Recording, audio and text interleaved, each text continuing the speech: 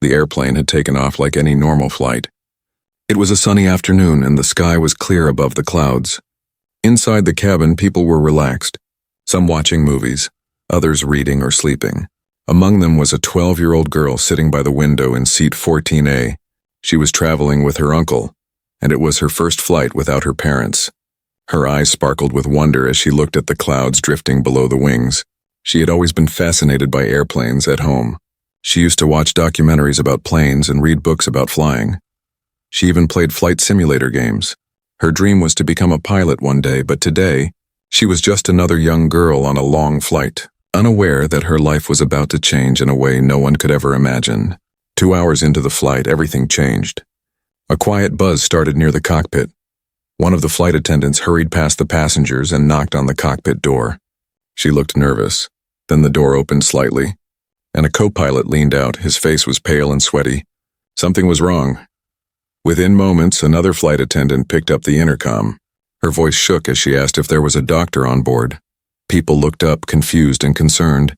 A man in his 50s stood up and walked quickly toward the front. He was a retired doctor, hoping it was just a small emergency. But it wasn't. The doctor entered the cockpit, and what he saw made his heart sink. Both pilots were slumped in their seats, unresponsive, their breathing was shallow, and one of them had already passed out completely. The doctor checked their pulses and looked back at the crew with worry in his eyes. Something had poisoned them or caused a sudden health problem. He had never seen anything like this. The captain and co-pilot were both unable to fly the plane. The flight attendants whispered among themselves, their voices trembled. The passengers had no idea that their aircraft was now flying on autopilot, with no one truly in control. Inside the cabin, the 12-year-old girl noticed the strange energy. She looked at her uncle, who had taken off his headphones and was glancing around nervously. She leaned closer and asked what was happening. He didn't know, but he sensed it wasn't good. Then, after several tense minutes, the announcement came. A voice on the speaker calmly stated that both pilots had suffered medical emergencies, and they were working with air traffic control to find a solution. There was no panic yet, but murmurs filled the plane. People started asking questions, wondering who was flying the aircraft. One of the flight attendants walked down the aisle. Her hand slightly shaking, she was speaking quietly to some passengers, asking if anyone had experience flying. The 12-year-old girl's heart began to pound. She felt something she couldn't explain, a mix of fear and courage rising inside her. She raised her hand gently. Her uncle looked at her in surprise. She whispered to him, saying she had flown many hours on flight simulators and had learned about cockpit controls from her books and games. At first, he tried to stop her, thinking it was too dangerous, but something in her eyes told him she was serious. The attendant saw her hand and walked over. At first, she smiled politely, assuming the girl was joking or playing. But when the girl explained what she knew about flaps, throttle, landing gear, and radio controls, the smile faded into something else. A small hope flickered in her eyes. The cabin crew had no better option. They had contacted the nearest airport's control tower, and ground staff were trying to guide them. But without someone who could follow instructions in the cockpit, the situation was growing worse by the minute. Every second counted. The girl stood up slowly. Her knees felt weak, but her mind was focused. She walked down the aisle, passengers watching in confusion. No one knew that this young girl, barely old enough to ride a bike alone in some cities, was about to sit in the pilot's seat of a commercial jet carrying nearly 200 people. She stepped into the cockpit. Her hands trembled slightly as she looked at the blinking buttons and flashing indicators. The captain's seat was empty now, and the co-pilot's seat had been moved. She sat down, her small figure nearly swallowed by the large chair. But her eyes were sharp. Scanning the controls she had seen only on screens before, the radio crackled. A calm voice from the ground control asked who was in the cockpit. The girl picked up the headset and, in a soft but clear voice, said her name and age. There was silence for a moment on the other end. Then the voice replied, steady and serious, asking if she was ready to help land the plane. She closed her eyes for a second, took a deep breath, and said yes. The moment the 12-year-old girl said yes into the radio headset, a silence followed, not just from the air traffic controller, but in her heart too. It was the kind of silence that comes just before something big, something life-changing. The kind of silence before thunder, before history gets rewritten inside the cockpit. The blinking lights and screens looked like something out of a dream, but to the girl, they were not strange. She had studied these systems for years in her spare time, not because someone told her to, but because she loved flying, and now, all of that quiet learning had brought her to this impossible moment. A new voice came through the radio. It belonged to a flight operations commander from the control tower at a major airport nearby. His tone was calm but firm. He had handled emergencies before, but never one like this. Not with a 12-year-old girl as the only hope of 200 people on board. He started by asking her to confirm the autopilot settings. Her hands moved with surprising steadiness. Her fingers danced across the controls, checking altitude, speed, and direction. She reported everything back clearly, word by word. Just like she had practiced in her games at home. Outside the cockpit, passengers were beginning to understand what was happening. The flight attendants whispered the news.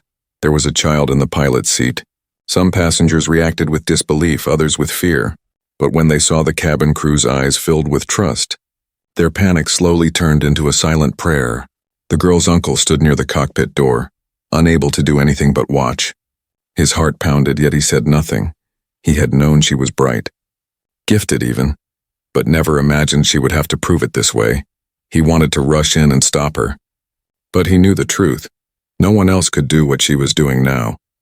Inside the control tower, the room was tense. Senior officers, radar specialists, and emergency response teams gathered around the main screen. They watched the plane's position, tracking every move. The girl's voice, still soft but steady, came through the speaker, echoing in the silent room. The commander began walking her through each critical step. First, she had to learn how to disengage autopilot safely without causing the plane to tilt or drop. He warned her gently, reminding her to keep her hands light and her focus sharp. She nodded even though he couldn't see her, and followed each instruction like a student who had studied for this test her whole life. When she finally took partial manual control, the aircraft responded slowly but smoothly. The commander could hear the slight tremble in her breathing, but her voice didn't break. She asked questions when unsure and repeated instructions to confirm every move. It was clear, this was not luck. This was skill meeting courage. Back in the passenger cabin, a strange calm had spread. A woman held her baby tighter. A man closed his eyes and whispered a prayer. Some passengers clutched the armrests. Others stared forward silently. But no one screamed. No one caused chaos. They knew something remarkable was happening in that cockpit. The girl adjusted her seat, trying to reach the rudder pedals better. They were far for someone her size, but she managed, using her toes when needed. The control tower began explaining the approach path to the nearest emergency runway. It was long enough to handle the aircraft and had been cleared for priority landing. Suddenly, a soft alarm rang inside the cockpit. The fuel level warning light blinked. They had about 35 minutes before the situation became even more dangerous. The pressure increased, but she didn't freeze. She simply acknowledged the alarm, informed the tower, and waited for her next steps. The wind speed had picked up, making the descent more difficult. The tower told her she would need to begin her descent soon. But carefully, the girl repeated the checklist: altitude, speed, flaps, gear, and brakes. Her small hands moved over switches she had never touched in real life until now.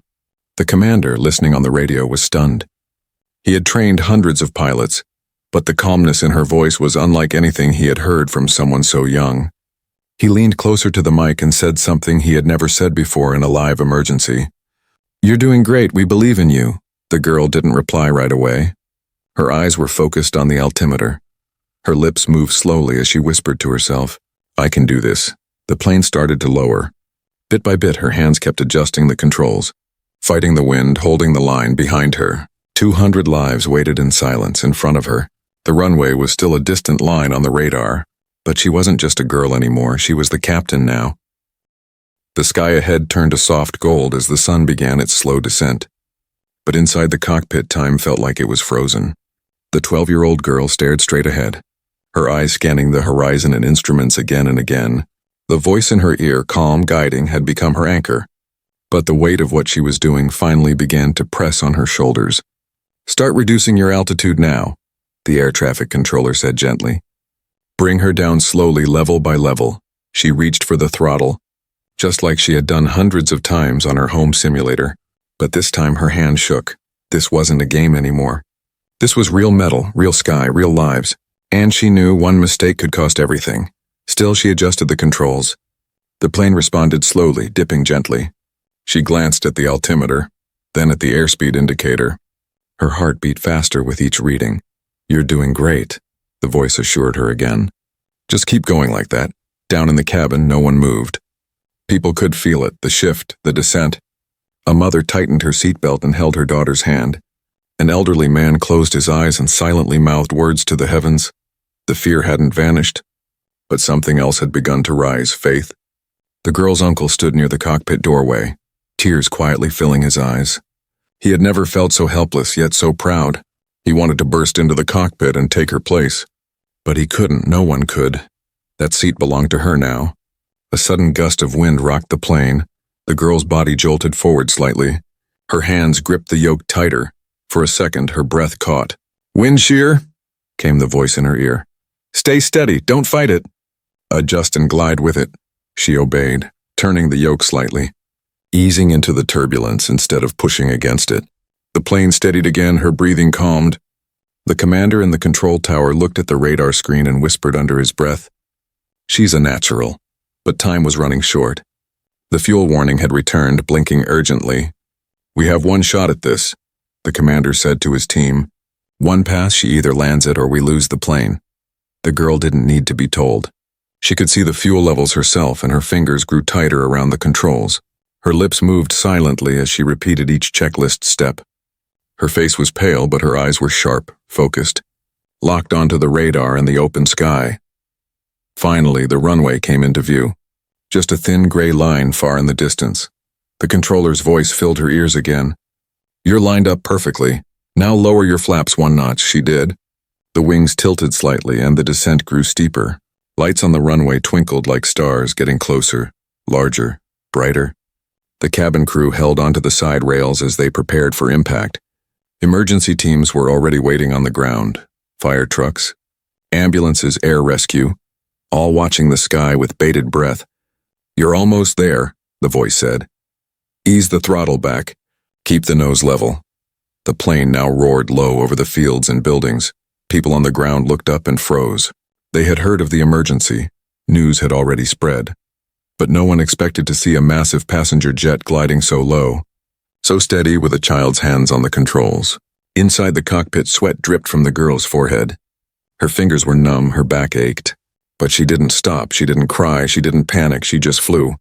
The wheels were now a few hundred feet above the ground. "Lower the gear," the voice said. She flipped the switch. The landing gear unfolded from beneath the belly of the aircraft with a soft thump. "Hold her steady, you're coming in too fast." "Pull back just a bit." The plane dipped, then rose slightly, correcting itself. Then suddenly, the wheels kissed the runway. Not hard, but firm. The aircraft bounced once, twice, then settled, rolling fast along the tarmac. Her hands tightened the brake controls. The reverse thrusters roared. The plane slowed, and then it stopped. Silence in the cockpit. She sat frozen, her hands still on the yoke, breathing hard. The voice in her ear cracked. This time not from signal, but emotion. "You did it," he said softly. "You just saved 200 lives." The cabin erupted in cheers, cries and clapping. People hugged strangers, laughed through tears. Some knelt in the aisles in disbelief. A few whispered one word, "miracle." But inside that cockpit, there was only a girl. A 12-year-old girl who had done the impossible.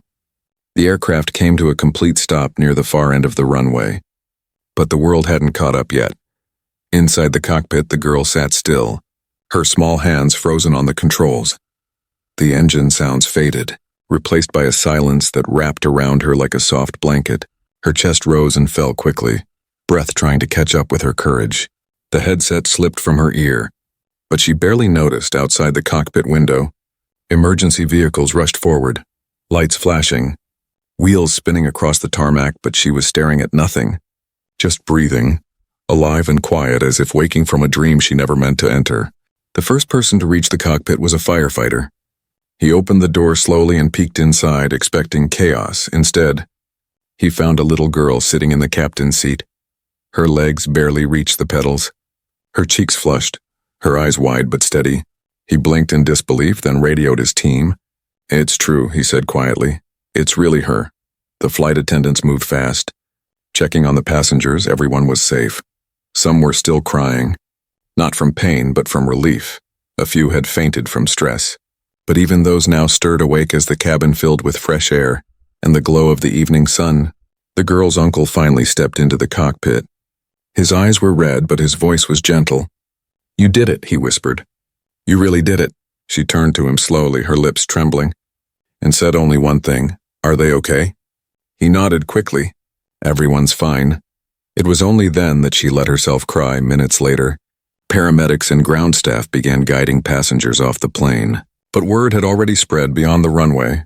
Reporters, news vans, and even live TV crews were gathering near the terminal. Security tried to keep them back, but curiosity had broken every barrier. This story wasn't just news, it was history. As the girl was helped down the aircraft stairs, applause broke out from the passengers who had already disembarked. They stood in a line near the tarmac, clapping, cheering. Some even held up handmade signs they scribbled with markers and tissues. "Our hero," one read. Another said, "Thank you, little captain." The media tried to get closer, asking questions, pushing microphones forward. How did she do it? Who taught her? Did she really land the plane alone? But the girl didn't speak, not yet. Her hands were still shaking, and her mind was still somewhere up in the sky. She was taken to a private room at the airport. Given water and a warm blanket, doctors checked her vitals, but her eyes kept drifting to the window, where she could still see the plane sitting on the runway. It looked different now, no longer just a machine, but a memory carved into steel. Her story began spreading across the internet within minutes. Headlines popped up around the world. 12-year-old girl saves 200 lives. Child pilot lands passenger jet in emergency. Miracle at 30,000 feet. Videos from passengers went viral. Shaky camera footage. Tearful voices the moment the plane touched down. The world watched, stunned. A special team from the aviation board arrived soon after. They needed to interview the crew, inspect the aircraft, and verify what had happened. But most of them couldn't stop staring at the little girl sitting quietly in the corner of the room, wrapped in a blanket, holding a small toy plane someone had given her. One official knelt beside her and asked softly, "How did you know what to do?" She looked at him for a long moment, then finally replied, "I just remembered everything I learned, and then I listened." "What were you thinking during the landing?" He asked. "I wasn't," she whispered. "I was just flying." That answer left even the professionals speechless. Her parents arrived hours later, flown in by emergency transport. The moment her mother saw her, she ran forward and dropped to her knees, wrapping the girl in a hug so tight it took her breath away again. Her father placed his hand on her head, his lips trembling as he tried to speak. But the words wouldn't come, and that night, while the rest of the world talked, analyzed, and celebrated, the girl curled up in a hotel room bed with her parents beside her, finally able to sleep, finally safe, finally done. But the story was far from over. Because the world hadn't seen a hero like this in a long, long time. By morning, the airport where the emergency landing had happened was surrounded by more than just news vans and cameras. Crowds had started gathering near the fences. Some brought flowers, others carried signs. Many simply stood in silence, waiting to catch a glimpse of the girl whose courage had stunned the world. Inside a private lounge, far from the flash of cameras, the 12-year-old girl sat quietly with her parents and uncle. She hadn't said much since she woke up. Her eyes looked tired, not from sleep, but from something deeper, something no child should have to carry, a weight most adults wouldn't understand. She had saved lives, yes, but she had also felt fear, made choices in seconds, and stared down a sky that could have swallowed her whole. And now, while others cheered, she was trying to breathe through everything she'd felt, every moment that replayed behind her eyes. The officials from the National Aviation Authority returned that morning. This time they brought someone special, a senior pilot, a training captain who had logged over 20,000 flying hours. He sat across from the girl with a small smile and a gentle voice. "I've flown planes for 40 years, he said. And I've seen emergencies, turbulence, even lightning strikes. But I've never seen anyone, let alone a child, do what you did." She stayed quiet, watching him, then finally she asked, "Did I do something wrong?" The question hit the room like a wave.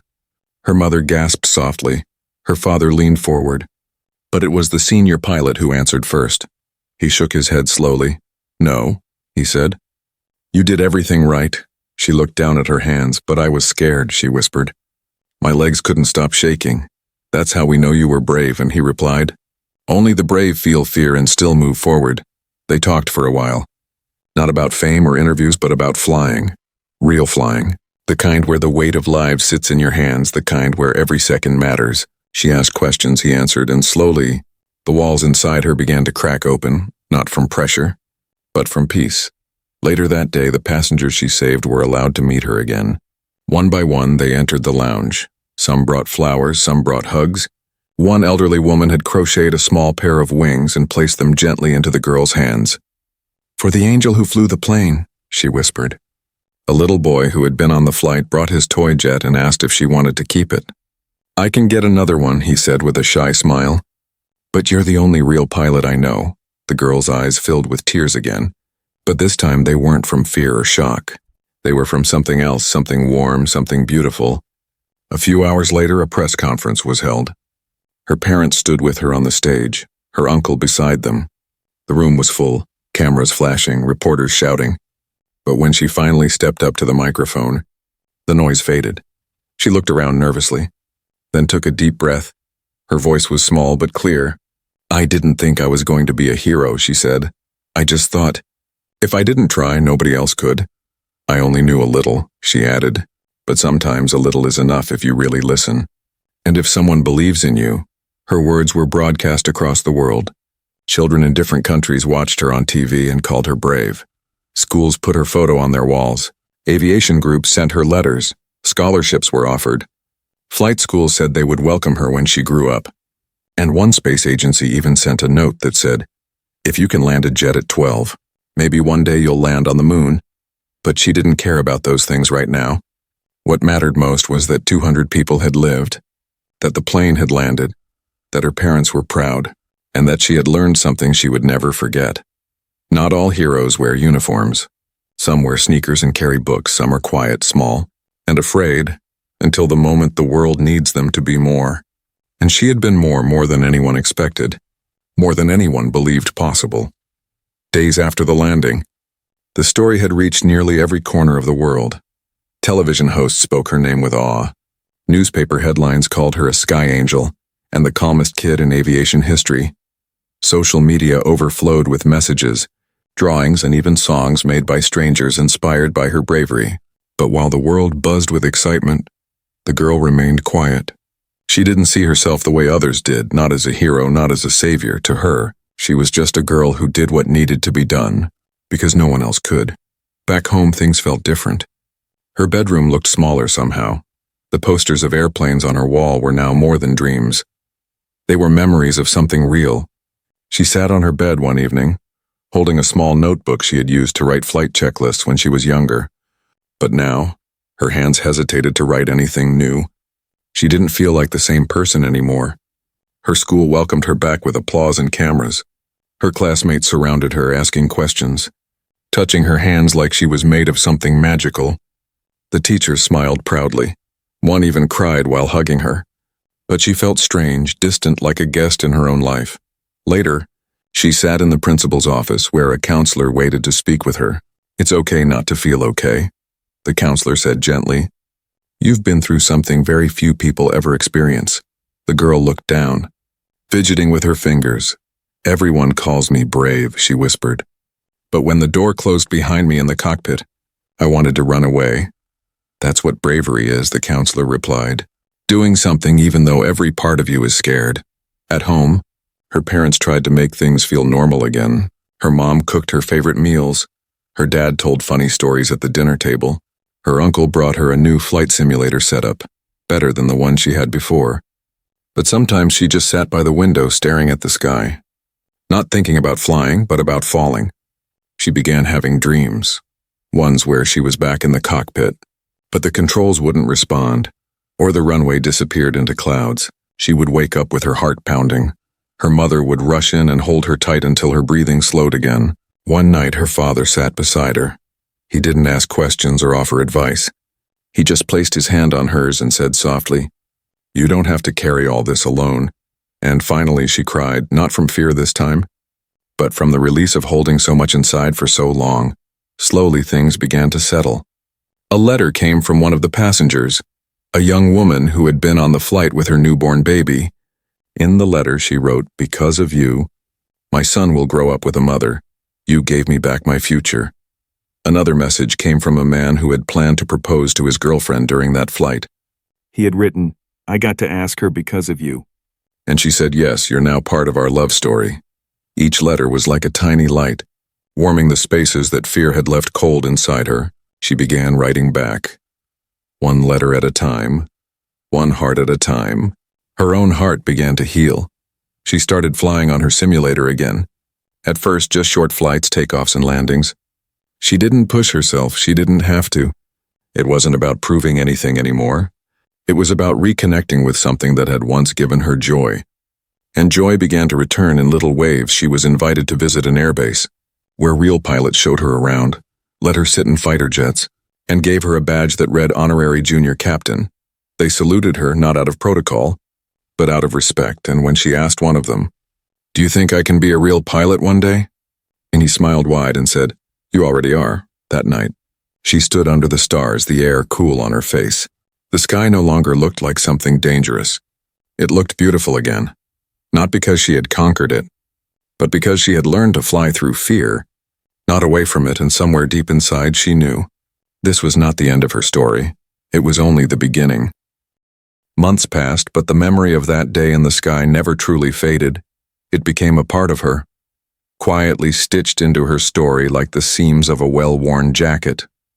Sometimes people recognized her on the street, not because she wore a uniform or had medals, but because they had seen her face during one of the world's most unbelievable moments. She had been called many things: brave, genius, hero, miracle girl. But she never called herself any of those. To her, she was still just a girl who liked flying, who studied checklists for fun, who used to pretend pillows were cockpit buttons, and who once whispered clear skies before every game on her flight simulator.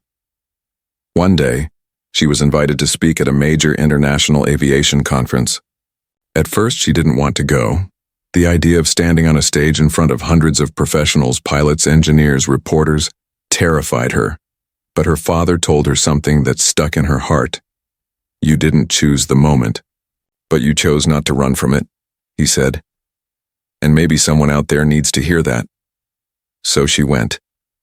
The hall was enormous, filled with polished suits and shiny badges. She walked slowly to the podium, wearing a simple outfit and a nervous smile. Microphones surrounded her and lights beamed down like a spotlight from heaven. She took a deep breath the same way she had inside that cockpit, and then she spoke. "I wasn't supposed to be a pilot," she said. "I was supposed to be a passenger." She told them how her hands had shaken, how her stomach had turned, how she had almost stayed seated when the call for help came. She told them about the moment she sat in the pilot seat and realized no adult was coming, that it was just her, the sky and the voice in her ear. "But what I learned up there," she continued, "was that being ready doesn't always mean having experience. Sometimes it just means being willing." The room was silent. Some had tears in their eyes. Others were nodding slowly. One pilot whispered to the person next to him, "That's what it means to be one of us." When she finished, the applause rose like a wave. It wasn't loud just for the noise. It was deep, respectful, full of something bigger than praise. It was gratitude from a world that had watched her do the impossible. She left the stage with her heart full, but also lighter. For the first time, she felt free from the pressure of being the girl who landed the plane. Now she was just herself again, and that was enough. Over time, life found balance. She went back to school, back to her routines, but she never stopped flying. She started real lessons with an instructor who had followed her story from the beginning. He didn't treat her like a child. He treated her like a pilot in training. Every Saturday, she wore her little headset and sat beside him, hands on the controls, eyes on the sky. And each week, the fear faded a little more, replaced by confidence, rhythm, and quiet joy. She still got letters from all over the world, some from children, some from parents, some from people who were simply inspired by the idea that a 12-year-old girl could rise in the face of fear when no one else could. One day, she received a letter from the daughter of the co-pilot who had collapsed that day. He had recovered slowly but completely, and now he wanted to meet her face to face. The day they met was simple. No cameras, no microphones, just two people who shared a sky they'd both survived. He hugged her and whispered, "You saved me." She smiled and replied, "We saved each other." Years later, when she was older, she got her official pilot license. The same hands that once trembled on the controls now moved with purpose, with grace, with memory. And every time she took off into the sky, she carried more than just passengers or cargo. She carried a story, a legacy, a truth. That courage doesn't ask how old you are, that heroes can be small, that sometimes the sky chooses you, and when it does, you fly.